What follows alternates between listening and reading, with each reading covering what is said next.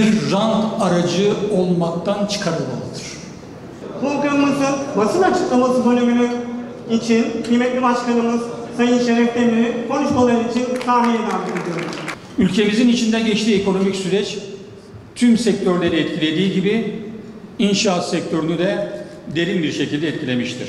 Yükselen inşaat maliyetleri, kur baskısı, faizlerin yüksek seyretmesi, konut kredisine erişimin zorluğu, arsa maliyetlerindeki anormal artış, iş gücündeki daralma, yabancı yatırımın azalması ve yerli yatırımcının yabancı ülkelere yönelmesi ve buna benzer birçok etki sektörümüzü adeta sıkıştırmış, faaliyet alanımızı daraltmıştır. Konut üretimi azalmış, arz düşmüş, buna karşın talep ötelenmiş ama birikerek devam etmektedir. Bu tablo sektörde ciddi bir likidite sorununu beraberinde getirmiştir. Pek çok firma artan maliyetlere ve azalan satışlara rağmen projelerini sürdürmeye çalışmaktadır. Bu zorlu ortamda kimi firmalar ayakta kalabilmek, alacak ve borç dengesini yeniden düzenleyebilmek için kongordato yoluna gitmişlerdir. Bu noktada çok önemli bir çağrıda bulunmak istiyorum. Kongordato ilan eden her firmayı suçlu ilan etmek, itibarsızlaştırmak büyük sıkıntılara sebep olacaktır. Bu yalnızca o firmayı değil, o firmayla çalışan taşeronları, tedarikçileri, işçileri ve hatta o firmadan daire alan, bağımsız bölüm alan bütün aileleri mağdur edecektir. Zincirleme bir ekonomik kırılmaya yol açar.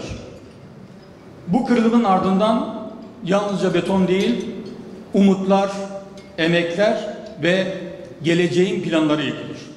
Dolayısıyla sektörümüz içinde yaşanan bu münferit hukuki süreçler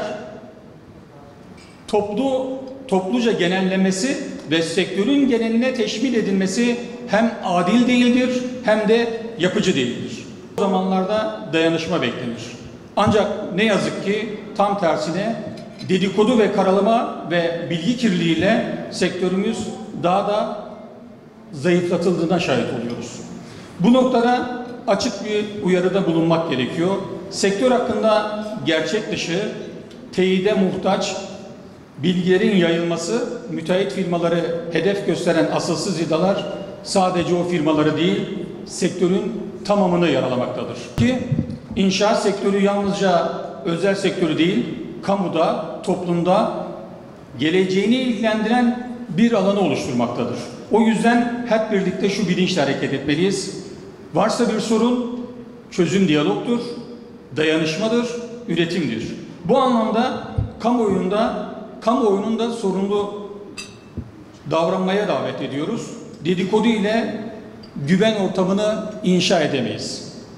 Güven olmazsa yatırım olmaz, yatırım olmazsa kalkınma olmaz. Sektörde bir başka ciddi sorunumuz da ruhsat sürecinde yaşanan aksamalar.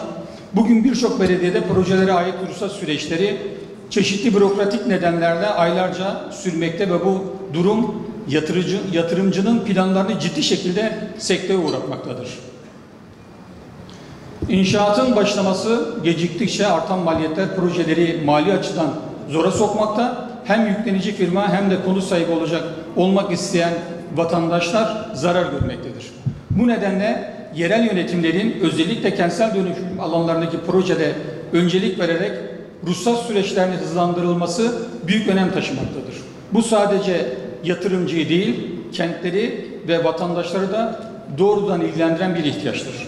Bursa'da geçtiğimiz haftalarda 4.2 ve 4.3'lük 3 büyüklüğünde depremlerle sarsıldı. Çünkü mal ve can kaybımız olmadı, yaşanmadı. Ancak bu depremler bize bir kez daha hatırlattı ki unuttuğumuz sandığımız gerçekleri hatırlattı. Deprem ülkesinde yaşıyoruz ve halen riskli yapılarda hayatımızı sürdürüyoruz. Bursa'da halen binlerce bina deprem riski taşıyor. Bu binaların yıkılıp yeniden yapılması artık bir tercih değil, hayati zorunluluktur. Kentsel dönüşüm sadece fiziksel bir yenilenme değil, sosyal bir güvenlik meselesidir. Bu dönüşüm milletin can güvenliği ve şehirlerimizin geleceği açısından ertelenemez bir görevdir. Kentsel dönüşüm sürecinde üzerimize düşenleri yaptık ve yapmaya hazırız. Ancak bu çaba tek başına yeterli değildir.